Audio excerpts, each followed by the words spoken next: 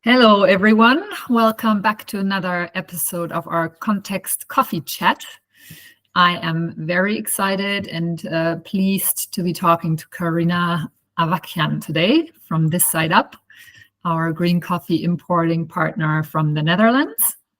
We've had conversations with Leonard and Martin before that you might have seen, and today is probably one of the most serious and complicated topics we've talked about so far. But I'm quite excited to have the opportunity to talk to Karina about it. We are talking about a child labor prevention project in the coffee value chain for Congo. And this is related to our most recent addition to the product range as well, which is the natural coffee from the Democratic Republic of Congo from a place called Katana. And that's what we chose to call this coffee as we sell it via our website or, the roastery. And it refers to the place where the coffee comes from. And that is also the place where this project is rooted. And so, I'm Katja. Maybe you've seen one of our chats before. I welcome everyone who's new as well. And maybe we'll start off by introducing Karina. Yes. Thank you very much for inviting Katja and for not being afraid to talk about this. Yeah, my name is Karina. I work for This Side Up since 2021. And I'm a project manager, and specifically at the moment, I'm working on this child labor prevention project in Congo that we're implementing with our cooperative RAEC in Katana area and Dutch NGO Agriterra that provides technical support to cooperatives all over the world. Mm-hmm. I think as I mentioned, and as you hinted at as well, child labor isn't something that we regularly talk about in the coffee sector or in our everyday lives, really, when it comes to any other agricultural product. Mm-hmm. But it is a really important topic. And as soon as I read about your project, I started to wonder, why are we not talking about this more? Yeah. And so maybe it's a good idea to give a bit of a background and look at the question, what is actually considered child labor? And also, what does that look like in the coffee value chain and in coffee cultivation in general? Yeah. So I totally agree with you. First of all, I think after we started working on this project, we were also like, oh my God, why is so many people, why not the whole world is looking at this in the moment? And but coffee, the child labor is not something very specific to coffee. All international reports from UNICEF to ILO, they always say that about 70% of all children that are involved in child labor in the world are working in agriculture. And this is also, so agriculture is one of the most, vulnerable sectors for child labor. And it's also one of the hardest ones to tackle and to see. It's kind of an unseen child labor because most of it is happening on the farms. It is not happening at the factory. It is not happening it is happening basically at home most of the time because most children are working for their own families. And agriculture is also often one of the most dangerous sectors for children to work in. And a lot of agricultural work in general is seasonal, and the seasons are not always aligned with the school calendars. And a lot of times this is one of the serious causes for children to miss school or to drop out of school. And in general, this is very common to almost all agricultural sectors that are prevalent in developing countries. And Africa is the region which is most, unfortunately, famous in this way for having children involved in agriculture, in using child labor in agriculture. And coffee is not an exception, unfortunately, from any other sectors. And of course, it is not something you asked if it's something specific to DRC. It is not something specific to DRC. So as I said, the whole continent is often now, as we evolve conversation with other partners, it is something prevalent in other countries as well. Even though, of course, we need to say that Congo is one of the poorest countries in the world. Like more than 70% of the population is living under the poverty line. There is a military conflict that is ongoing for decades. It is a very fragile context that we're working in. So what is considered child labor? There are many international standards, etc. We were trying to review at the beginning of the project, trying to understand what is actually child labor, because of course, from the Western perspective, like children working on a farm in general is a child labor, but we need to understand, be very sensitive to the cultural and social context, and it is not necessarily the case. Children helping parents on the farm and learning about the crops and how they're working, it's not necessarily a bad thing. What we have decided after a long deliberation of what is actually we're considering child labor is if children are working on the farm, if the children working on the farm missing out on the opportunity to get education, and or if this work is hazardous or dangerous for their health, mental or physical health. Can you elaborate a little bit on this? Because I mean, you mentioned it at the beginning. In the agricultural sector, it's so hard to pinpoint what child labor looks like, because especially in many African countries, children are essentially supporting their parents' work on the family farm, in the family garden. And I mean, there are many children who, in Western contexts, go out to the allotment with their parents and help them tend to vegetables and things like that. And we would never consider that as child labor. How do you differentiate? And then also maybe can you paint a little bit of a gruesome picture for us of what are some of the most hazardous aspects of child labor in that context? Yeah. So that's what I was trying to, you're very right. Like, where's the line, where we draw the line between children just helping parents or children involved in child labor? Of course, this is about the amount of hours they work, the conditions in which this labor is performed, and if they're not attending to school because they're working on the farm. Mm-hmm. And whether these activities that they're performing are actually dangerous or hazardous for their mental and physical health. In coffee specifically, what we found through this project, so the phase A of the project was basically a baseline study where we conducted over 3 months. We devised a sample of the farms. There were interviews with like more than 300 farmers. There were focus groups with children themselves, with parents, with teachers, broader stakeholders, you name it. And what came out of the study, the activities and children are mostly involved in is preparation of the land. They can be weeding, pruning, etc. And it is in the harvest itself. So picking cherries, sorting coffee cherries, cleaning them, support and pulping, drying if it's a home processing, if it's a natural processing, and also bagging the coffee and transporting it in case of bringing it to the cooperative, bringing it to the collection point, or bringing it to the washing station in the case where the coffee is washed there. So the transportation, which often occurs at long distances. And here, what we said, like on foot carrying those bags, right? That's the important. It literally looks like this. It's just carrying very big bags on the back. And if you mention about like what activities are most dangerous or hazardous, probably this transportation of heavy loads is one of the most dangerous. Yeah. And then there are others, of course. There were like also some cases reported of like children falling from the trees, or of course using sharp tools, etc. But we also need to keep in mind that the context of it. It's not like you take a child who has never worked on a coffee farm, and then all of a sudden he has to work long hours. It's a child who grows up there, and they're used to this kind of tasks. Doesn't make it less bad at all. Yeah. Especially if they're dangerous, and especially if they're not going to school because of this. I guess that's actually probably at least a part of the problem, that they grew into that kind of work from when they were born, essentially, and so it becomes normal, right? It's normalized throughout time, throughout generations, of course. Yeah. Maybe, I mean, you've already kind of mentioned a little bit how your project was structured, but maybe you can tell us a little bit about how the project came about, how this site up got involved in the project, and why why did you pick the Democratic Republic of the Congo, the DRC, and specifically Katana for this project? Yeah.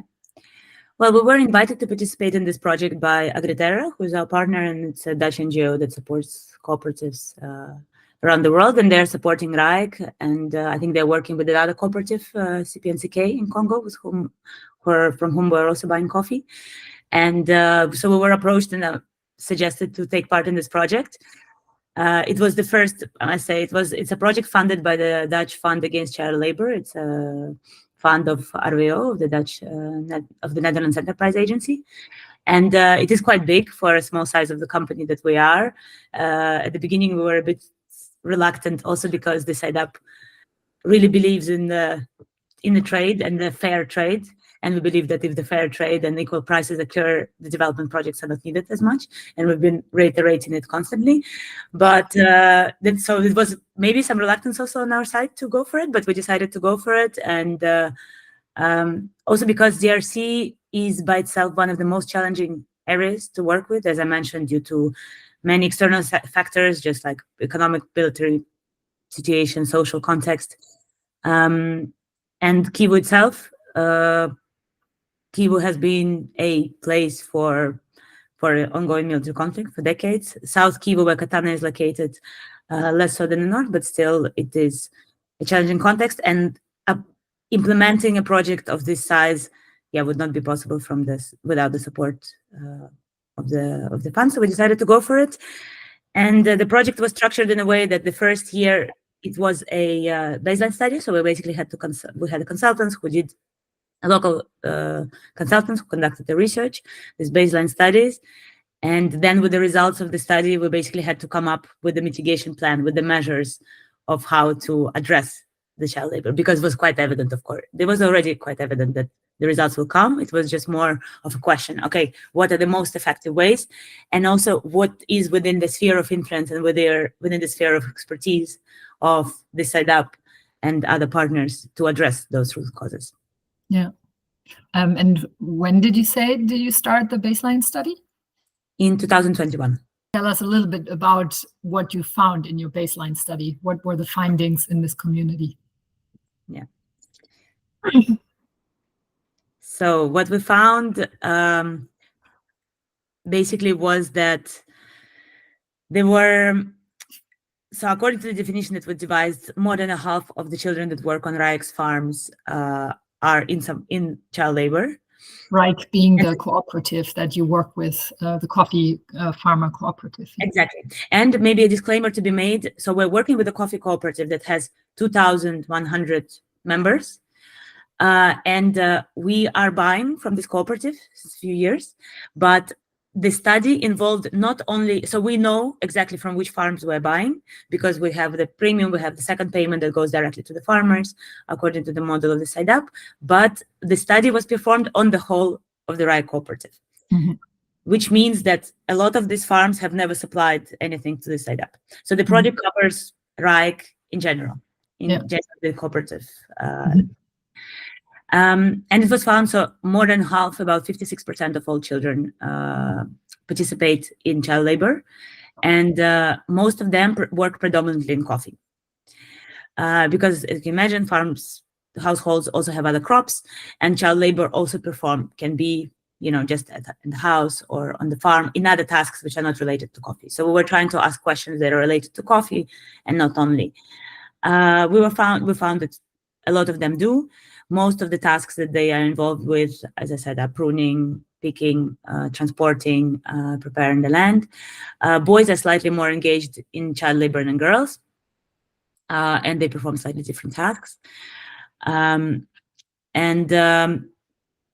was a lot of the proportion of children that are involved in child labor is higher on larger farm, and also, interestingly enough, among male-headed households. Even though we also asked a lot of questions about education of these children. So about 79% of children that are supposed in the school age are enrolled in school, but absences are very, very common. The reasons for school absences there are plenty, but work is being the most frequently cited reason for children to miss the school. Mhm. And with the findings, then we were looking more specifically into what are basically the root causes of this issue. Of course, the results were very shocking in terms of the numbers. And basically there are three main areas. And the first one is the most obvious one. It is basically economic insecurity and vulnerability of the farmers. The farmers just are too poor to afford to pay someone for the labor, and the only way to sustain the farm is to engage your own family members. And this is a practice that's been going on for a long time. And they are not, and from our experience in this country and also others, it is not that the farmers don't want their children to go to school very often, but it's just that they cannot maybe afford. Yeah, I think you told me before that you also found that more than 80% of the farmers you talk to essentially live in extreme poverty, right? So that is something to consider. Absolutely. And if we ask the average income, and we're not talking now again from, it is not from the sample of these farmers that decide apple buying from, but for the whole Reich, it was reported in the study that the annual income from coffee is just above $100. So it's about $109. It's an annual average income. And so this is their main source of income as well. And it is their main source of income. So of course, these families survive a lot from subsistence farming. They have other crops that are growing. There is cattle. Often there is these people they find many different ways to puzzle the total income of the family. But in general, in terms of economics, coffee is the main crop. And that also means that especially during harvest season, when there is a lot of work, if they want to make the most of the harvest season, they need all hands on deck, but they can't afford to hire labor, right? Of course. Like, how could you imagine hiring someone when your average income from coffee is $109 from the whole season? And the coffee harvest in Congo is going from March approximately to June. This is also the time of this. It is still a school year. It is not summer holidays. It's not holidays. It is a school year. So of course, it is understandable also that there are a lot of that all hands on deck are participating. And then, as we found, also there was a big part of the study was about education and about accessibility to schools and availability of education, and a lot of.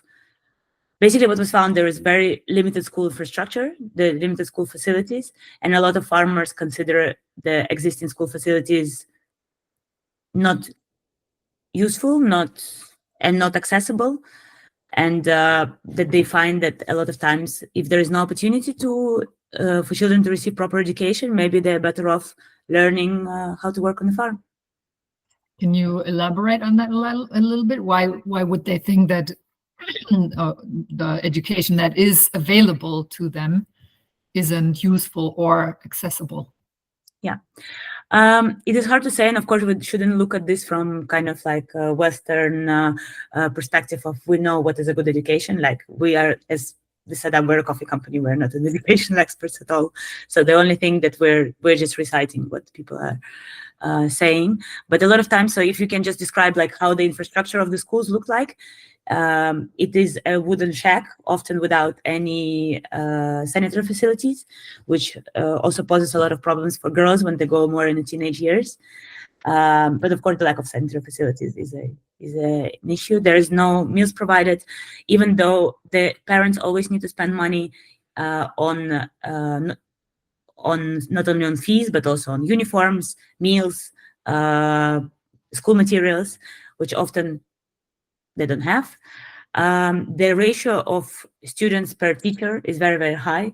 There is one teacher per 60 students, sometimes per 50 students. The facilities are it's a wooden shacks, often with leaking roof.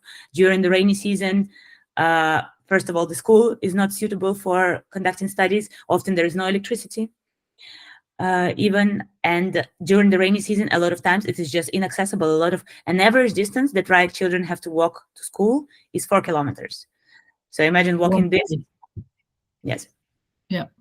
It is 4 kilometers. So Of course, it is different. There are 5 different soap cooperatives, so in some of them schools are closer than in others, but in general, this is an average.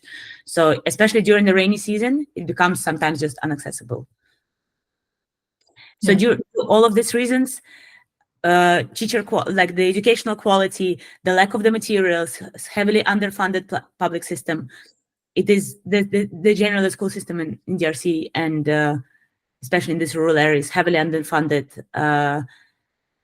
and unsupervised as well, unmonitored, unsupervised. And with the quality and the accessibility and availability of this education, often farmers have a thought, okay, maybe it is not as important, or it's not going to bring as much benefits. And of course, we believe that it's true that all the farmers, they want the best future for their children. And it's just an estimation. Everywhere in the world, right? Every single parent, of course, that you want, but then you're also trying to just weigh the what can be more useful, unfortunately. Yeah, and what's more acute for just to get by, right? I mean, it's a matter of survival, really. It's much more of a matter of survival, and I think every time we talk about this issue, it is very, very important not to think of this from like a Western perspective, which is of course very, very difficult. Because we're all subjected to our personal biases and experiences, but it is just very much about the awareness. It is not the same context. Yeah. All right. So, I mean, you mentioned root cause number 1 is the economic situation most farmers find themselves in, which is extreme poverty or just, very heavy poverty conditions in many cases. Then lack of accessibility and the quality of the education that's available. And then I think you said there was a third root cause that you found as well. The third root cause that we also mentioned in the report is the social and cultural norms. And a lot of times that includes gender norms that are prevalent. And of course, from our perspective, it can be one of the most difficult to tackle. It is an accumulated belief that it is not bad for children to work. It is the belief that it's actually the expectation that children will work for their families, and it is beneficial for children. It is deeply ingrained in the local culture. So, but these norms are echoed equally by children as much as by parents, but also by children, and they both see the advantages and disadvantages of work, but it is something that is done. Yeah. I think what is very important to mention here is a very important gender dimension to child labor and education. And even though there are much more boys engaged in child labor, there is an amount of, so even though in coffee, you can say that boys are more involved, at the same time, girls are involved in other things, because girls are much more involved in, for example, household chores, while boys are much more involved, for example, in transportation. So it doesn't mean that girls work less, not at all, probably even more. And a very common view among parents is that girls are in less need of education. And this comes from a belief that the investment in girls is less because girls marry young, they go to another family, and they will support another family while the boys stay more with their own family. So this oftentimes we see that families have few children and they have to make choice of who is going to school, because they just cannot afford to buy uniforms, meals, school materials, pay fees for all of them. And very, very often the choice is made to send boys to school rather than girls, which of course deprives girls very often of the opportunity to get education and advance. And this is something that I think development sector has been, and any sector has been talking a lot. And this gender inequality issue is present in our world everywhere. Yeah. But it also plays into the aspect of child labor, because then if girls aren't going to school anyways, what are they going to do when they stay at home, right? Might as well make themselves useful, and so they're put to work. Of course. Which doesn't mean that the boys who do get to go to school aren't put to work, because for them, a lot of times, I imagine during the harvest time, it means that they are pulled out of school to work on the farm, right? Yeah. And so their education is inconsistent at best. Exactly, and that's causes course dropouts, staying for a second year, not being able to pass the basic like reading tests, numeracy tests, etc. So it is an issue that affects all children, both boys and girls, but there is an important dimension of the cultural belief of the priority, let's say, in terms of education.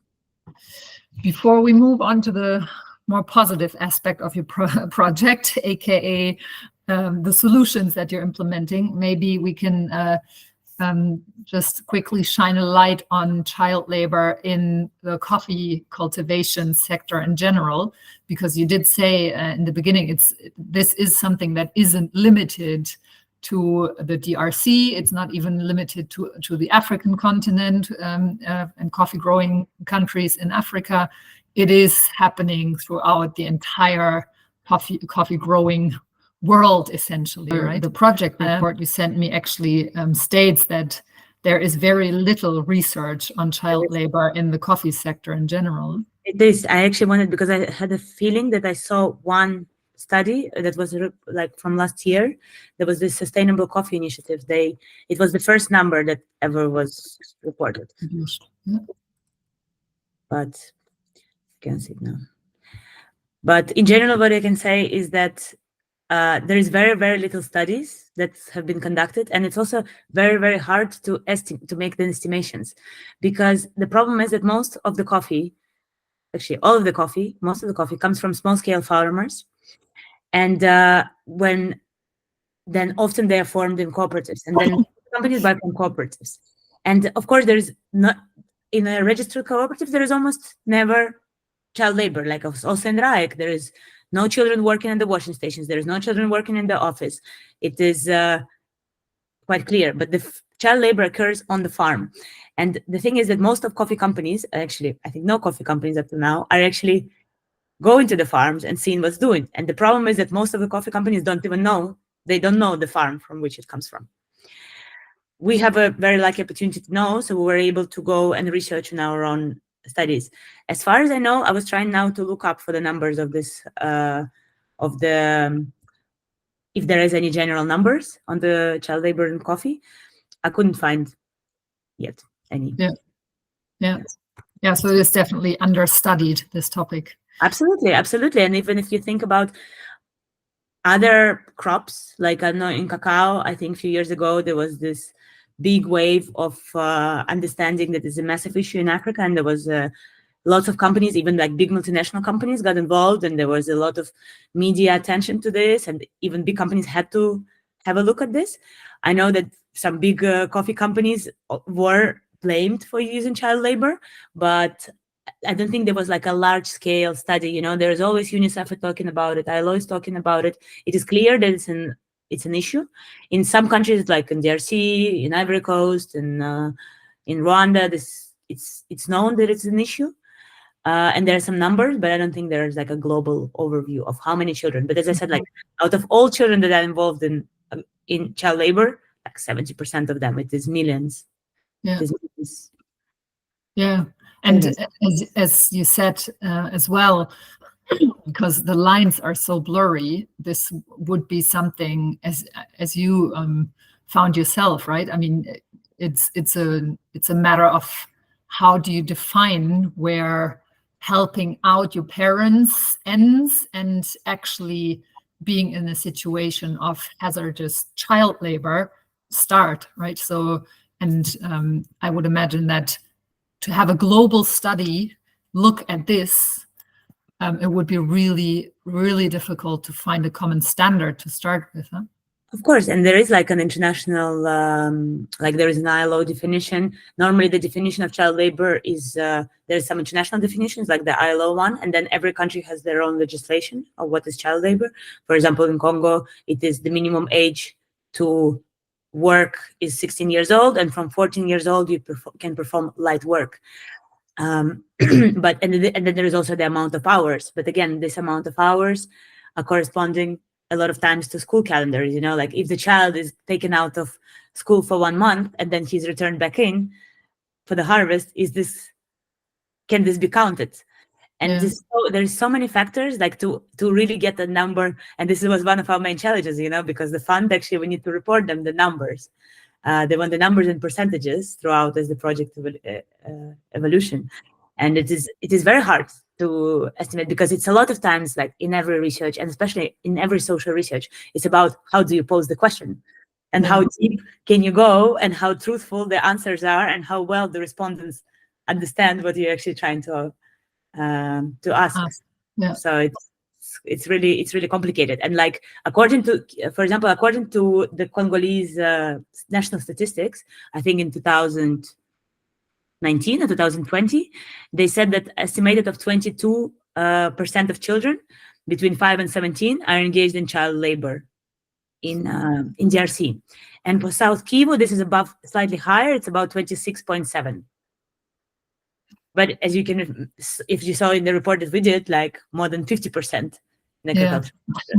And and honestly, like 26% that the National Statistics of Congo reports doesn't sound realistic, since in Congo, agriculture is one of the main sectors.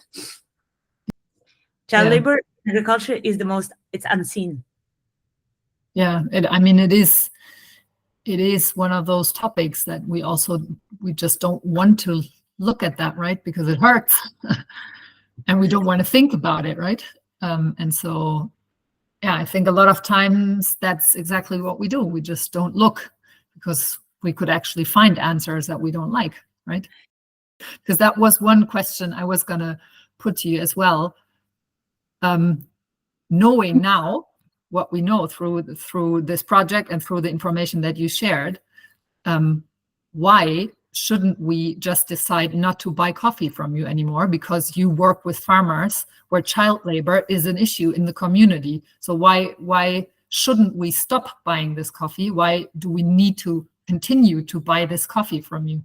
Yeah, we need to continue to buy this coffee to improve the lives of these farmers, because if we stop buying the coffee, these farmers there will be no one to buy this coffee, and the level of the incomes will fall even lower. And what is also important to say, of course, as a company, it was a conscious decision to spread this project over the whole RIA cooperative, which is like 2,000 members, and not just go through our Excel list, which we have actually. We have an Excel list of the farmers from which exactly they set up coffee came from. And this list is, I don't remember exactly numbered, but it's like less than 100 instead of 2,100 farmers. But it was a conscious decision, because we want to make a long-lasting change. And if we got this opportunity from the Dutch government to dive into the whole Rijk and the whole Katana area, we decided to do it. And it is important to say, like, the research and everything that we're doing, this is not necessarily where our coffee comes from. This is on the whole area. But does it really matter? Does it really matter? Well, yeah, it's all connected, isn't it? Yeah, of course. Because if you only supported those 100 farmers and everyone else gets nothing, then other issues come up as well. These farmers won't be safe for long anymore, because there will be jealousy and all sorts of things. And it also, the community needs to thrive for these issues to be resolved for good, right? And not just a handful of people. And we're not very scared to talk about these issues. And of course, it was very risky, and we understood it right away that it would be very risky to talk about it. But we decided to do it. And of course, it would be much easier to just take the list of where our farmers are coming from, going to talk to them, send someone to talk to them, say, you are going to be the one supplying us the coffee, and you don't use children in coffee farms. We don't need 4 years to implement this kind of project. Yeah. This is here's an extra $50 per year for you, so you can send your children to school. Problem solved. But then what about another 2,000 people, 2,000 families? And I think it's very important for all coffee companies to really look into the chain. And if you have a trusted partner and you trust the cooperative you are buying from, it makes sense. You're working with them, and by working with them, you're working with all the families and all the households that are behind them, and not just supporting this cherry picking. And a lot of times this is what companies do, and they don't want to look, because once you find it, what do you do? Yeah. And that's why we as the setup, like we never worked with these big development funds and grants, and why we accepted this grant, we also thought that the approach of FBK is quite it's quite a reasonable one. It's not you found child labor, so now think how you can address it. Continue working with this partner and try to help to mitigate and to reduce this issue. Because a lot of times these big statements of like we zero tolerance to child labor. So what does it mean? So once you find child labor, you cut the contract with this cooperative, and then next year, who is going to buy from this cooperative? The farmers are going to become even poorer while they're already in extreme poverty. Who's going to buy instead of them? And that's why, like at this setup, we always have long-term contracts. We invest in long-term relationships with all our origin partners, and that's why the approach of a BK of this grant was like, okay, we can work with this. This is a 3-4 year project. Then of course we're still like we really need to make sure that our activities have some impact after the grant ends, but it's a lot about, okay, we found the issue, and everyone has to take responsibility for it and do something with it instead of just like turning away, closing the door and saying we don't want to work with you anymore. Please tell us, now that you found these facts, what are you doing about it? How are you addressing them in finding solutions on the ground in Katana? Mm-hmm. So after it took us quite a long time to come up with the plan and try to kind of match the available budget to what is within our sphere of influence and expertise. And basically we found the two main pathways to work on this. So one is the supporting the cooperatives, so supporting RAIC, and in different ways with the main objective to basically being able to buy more coffee. So for them to produce better quality, better productivity coffee for more buyers. And this we're doing through support to cooperative infrastructure. For example, we're helping them to construct one washing station in one village where a lot of coffee is coming from and where a lot of child labor and transportation was occurring, because basically children had to bring over long distances to the nearest washing station, which was very far, and the collection points were far. So we're establishing new washing station, more collection points. We're providing support to RAIC in terms of marketing, in terms of drafting a business plan, supporting them to becoming a more marketable and sustainable cooperative on the long term, and of course, and providing technical support on through the regenerative program. And I know that you already spoke to Leonard about the regenerative program of the SIDAP, which is like at the core of all our activities. And here it's not it's not an exception. Basically, a lot of coffee farms need regeneration. They need to rejuvenation as well. They're quite old. There are a lot of old trees, basically, we supporting them to produce more, to more establish like agroforests, to more include basic organic solutions that are very cheap, that are accessible for the farmer, for the poor farmers. For example, in terms of composting, in terms of pest control, etc. So Agriterra is leading this program, and this is very tightly also needs up with another solution is alternative income generation, because as I said, like it is small scale farmers that on average produce just a few 100 kilos of coffee.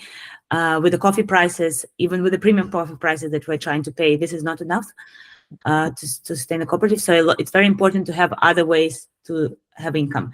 And this regenerative program basically will support tree nurseries, will support intercropping, producing more trees that will be another source of income for the farmers, which can be beans, manioc, corn, etc., other crops. So by selling them, they can increase the incomes of the family. And the other pathway is by supporting education. So as we already discussed, the educational situation is quite dire. So we're supporting existing schools through materials, through teacher training, through supplies that they need. It can be anything from, we're still like discussing with the schools, but it can be anything from basically maps and didactic materials to electricity support, solar, etc. And another pathway is to teach youngsters skills that could bring them potentially work in the future. So it can be training on skills such as carpentry, welding, hairdressing, can be any other skills for all their children, that's basically supporting the costs of the courses to be able to have some profession. And of course, maybe I also want to mention that in the support to existing schools, we are also focusing, of course, on the regenerative program.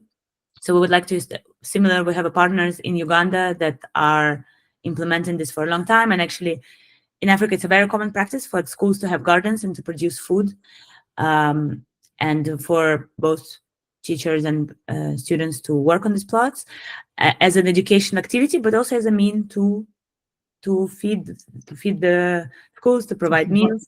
So we're school meals. Yes.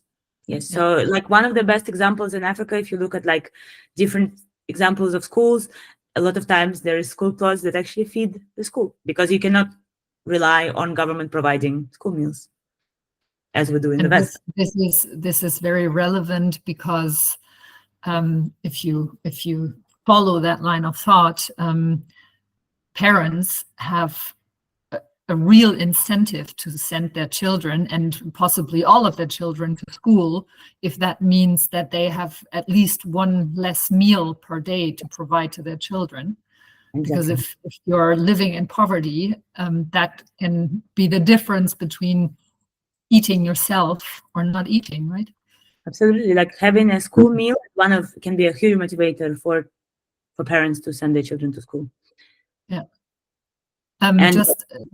Just to unravel some of what you said a little bit, I thought it was quite important to mention that you told me before, for the education side of the implementation phase, you're actually working with another specialized NGO that is specialized in these education matters when it comes to development work, right? So it's not like, here is the setup, a green coffee company, and they move in and just put money into the whole sector, and that's the solution.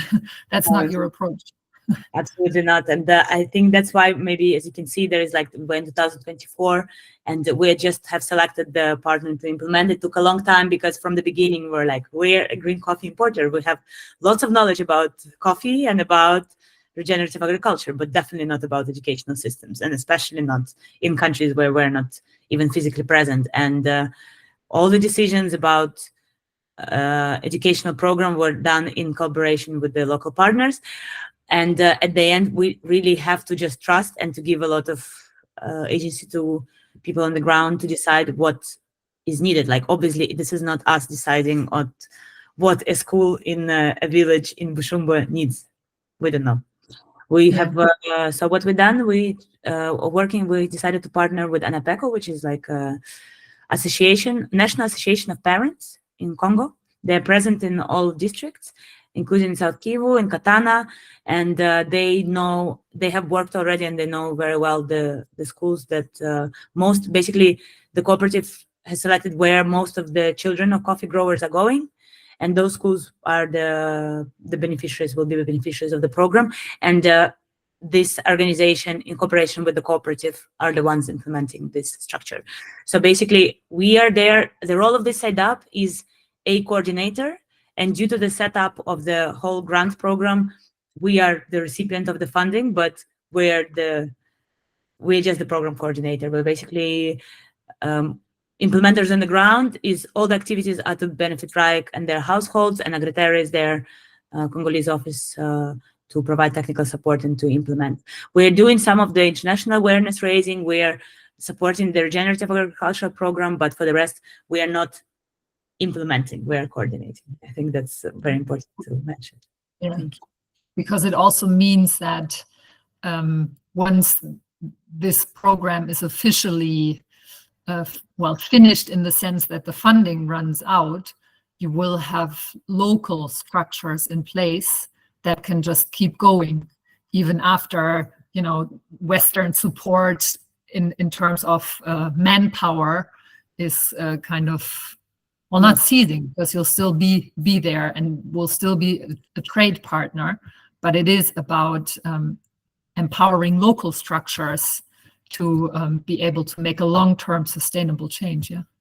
Absolutely. And that's why this drafting of the action plan took so long, because we're trying to really think of what are the most sustainable ways, of what are the ways that can stay even when the funding runs out, that we have knowledge left on the ground, that we have people on the ground left, and we have resources that can be continued to be used. And that's why the regeneration came through.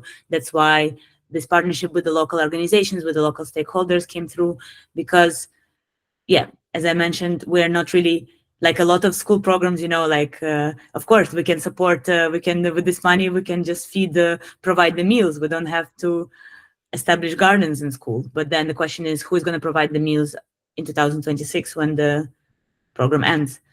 And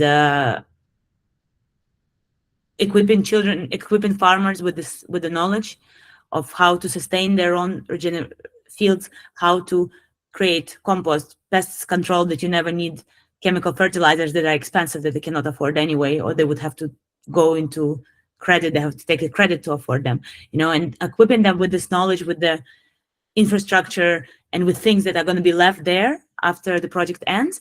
And of course, as this side up, if nothing goes wrong and we continue having a transparent, traceable relationship with our partners, we continue the trade and continue to pay premium prices and hoping to find more and more buyers for the beautiful Katana coffee. This is what we're good at, and that's what we have knowledge and competence in. And this is very important to have these structures.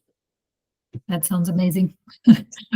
Also, I think one aspect that is quite crucial to mention is that due to several factors, but for the majority, because South Kivu is such a dangerous place for Westerners to go and so on, you are currently the only international buyer of the coffee from Reich in that area, aren't you? Yes. Yeah, at the moment, we're the international buyer of Reich. And this is something that we hope that during the implementation of the project will be changed. Before, when we started the project, Oxfam was also buying from Reich. At the moment, it is just us, and that's why there is a lot of focus on supporting Reich with creating the business plan and marketing efforts, and increasing their visibility on international markets, and promoting a lot Reich coffee.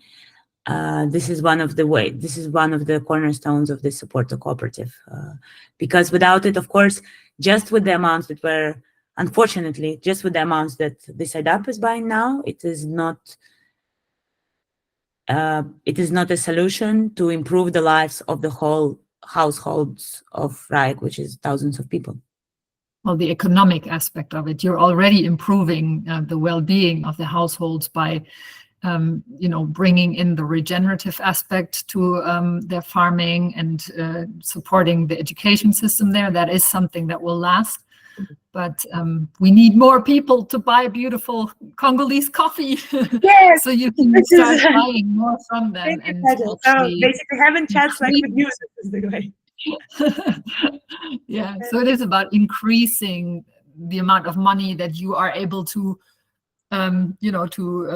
push back into the Congo, because there are enough people who learn about, because, with everything that we've talked about, one of the things that we haven't mentioned is that this coffee is absolutely gorgeous. It's so delicious. And, who of the people who watch this video have ever tried Congolese coffee?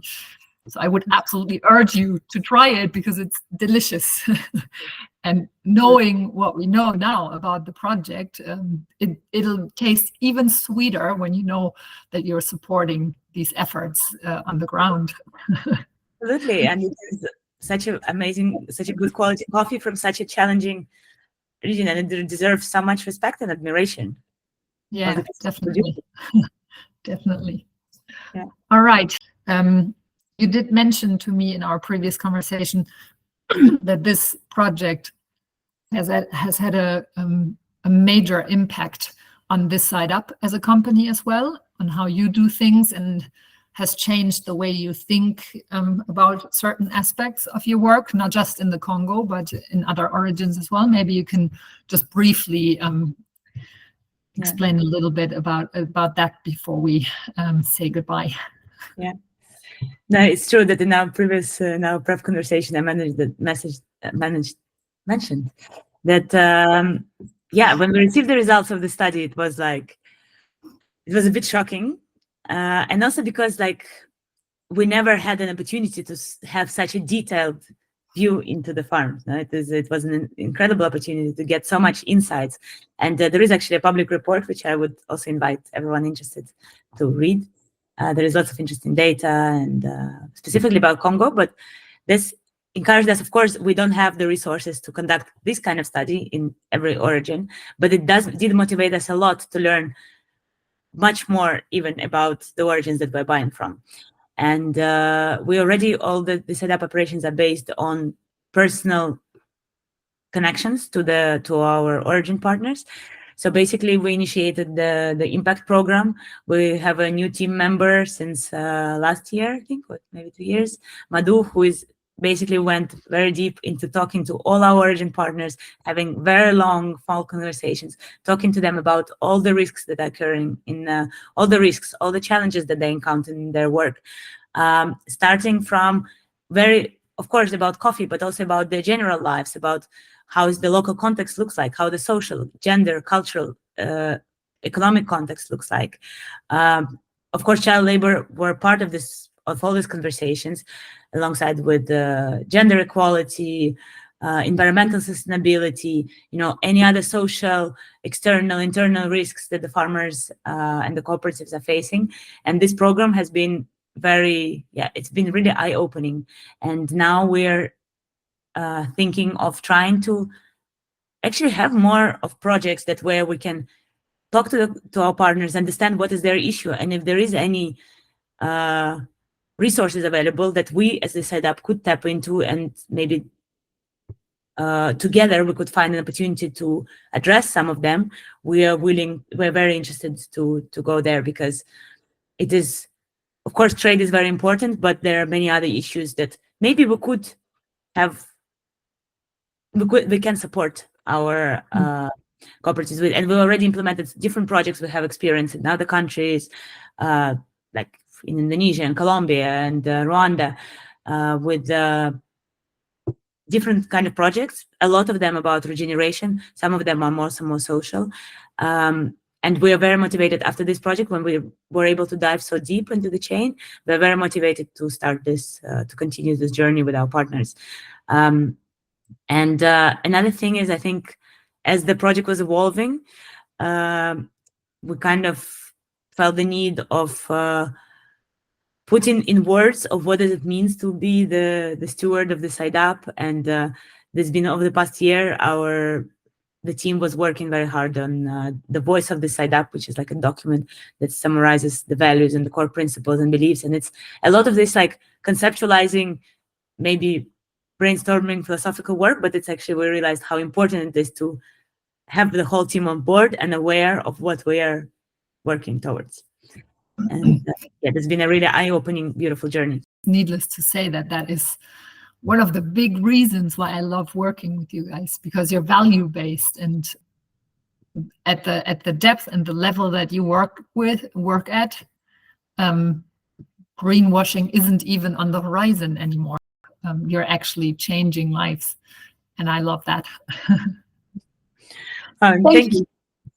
Yeah, thank you, and thank you so much for the courage to bring this up, and to try to find to talk about solutions, and not being afraid to mention the problem in the process. This is very, very important. Just if people want to learn more about your work, and you mentioned the public report of the project in the Congo, but also I know there is a project site on your website. Where can people go to find out more?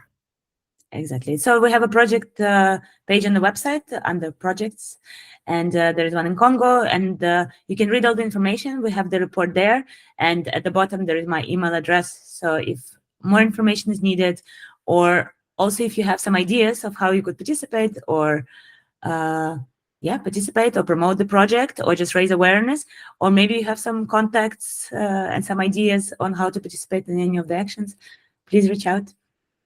The website is thisssideup.coffee, is it?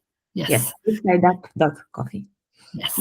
And there's not only information about the project in the Congo, but there's actually a site that lists all the projects This Side Up are involved in other origins as well. So I would encourage everyone to take a look because it is amazing work. All right, thank you so much, Karina. This was truly enlightening and such an important conversation to have. And I feel encouraged. We know there is child labor. Coffee is an agricultural product. It's grown in some of the poorest areas in the world, and child labor is just a fact of life in those places. But to be working with a company like This Side Up, who don't turn a blind eye, but actually get their hands dirty and try and find and implement solutions is just so encouraging. Thank you. Thank you so much for letting us talk about it. All right. Thank you and take care. Bye.